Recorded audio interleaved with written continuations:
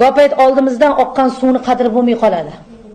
Eshik qattiqroq yopilib ketsa ham qalbingizga darrov shikast kelaveradi, ko'zingiz bir pasda g'ilqillab yoshga to'laverar ekan. Demak, onalarning duosini olishlikka bolalarga Allohim chiroyli kuch, quvvat, fahm bersin. Hech qaysisi ovora bo'lmasin, hech qaysisi. Tilladan tog'day qilib uy qurib berganda ham hech qaysi farzand onani haqqini ado etib bera olmaydi. Hech qachon payg'ambarim alayhisalom 1 soat urgan daqiqalarini qarangki so'ragin, sen mendan bir kunini emas deganlar haligi insonga ham. Opchib hajga olib borib, haj qildirib kelgan insonga ham. Keyingi duosi qabul bo'ladigan kimsalar bular inshaalloh ustozlar bo'lar ekan. Qaysi biringizga ilmdan, Qur'ondan nafi tekkan bir kishi bo'lsa, shu kishining duosi ona otaniki bilan barobar hisoblanar ekan. Duoyimiz qabul bo'ladigan keyingi kishi bu xasta bemor bo'lar ekan. Payg'ambarim alayhisalom aytdilar, kasal ko'rgani boring.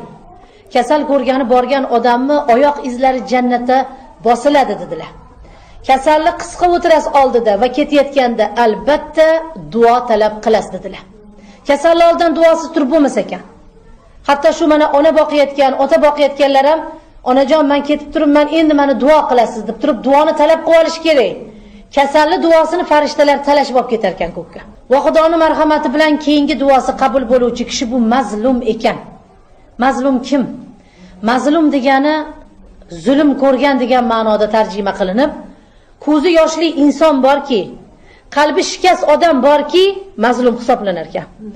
Mazlumning duosi shiddat bilan Alloh dargohiga ko'char ekan. Va payg'ambarim alayhisalom bir beva bo'lsa-ki, yetim boqayotgan, dori darmoniga yetkiza olmayotgan bir dardman bo'lsa-ki, chiroyli bir ihson berib turib, shuni haqqidan meni, ya'ni dardim bor, meni duo qiling desa, mazlumning duosini tezroq ko'tarilar ekan. Keyingi duosi qabul bo'luvchi kishi bu musofirlar ekan. Musofirlar bizning yurtda ko'proq endi buni tan olib yetish kerak, ba'zi holatlarda mardikorchilik bilan, ustachilik bilan shug'ullanishadi. Kezi kelganda aytib ketaman, payg'ambarim alayhisalom usta mardikorni peshona terisi qurigunicha haqqini berib bo'lgan bo'ling. Bu meni ahli iymonli ummatlarimning amalidir degan ekanlar. Shunaqa xonadonlarni ham ko'ramizki, hoji otalarning xonadonida, hoji onalarning xonadonida ishlab ketib, haqqini oylab ola olmayotgan musofirlar bor. Bularni duosi ham lag'zali. Duoyi bati ham lag'zali. Shuni ham ogohlantirib qo'yish kerak. Va payg'ambarim alayhisalom duoingiz qabul bo'lishini xohlasangiz, uni vaqtlariga amal qiling dedilar. Birinchisi, osmon eshiklari ochiq paytda duo qiling, qabul bo'ladi dedilar. Qachon ochiladi osmonning eshiklari yo payg'ambarim alayhisalom deb so'rashganda, qor bilan yomg'ir yog'ayotganda dedilar. Payg'ambarim alayhisalom yomg'ir yog'sa-da tiz cho'kib duoga o'tirar ekanlar. Chunki har bitta tomchi yomg'irni olib tushgan farishta o'rniga bir musulmon duosi bilan qaytib chiqib ketar ekan. Keyingi duo qabul bo'ladigan vaqt muborak juma kuni ekan.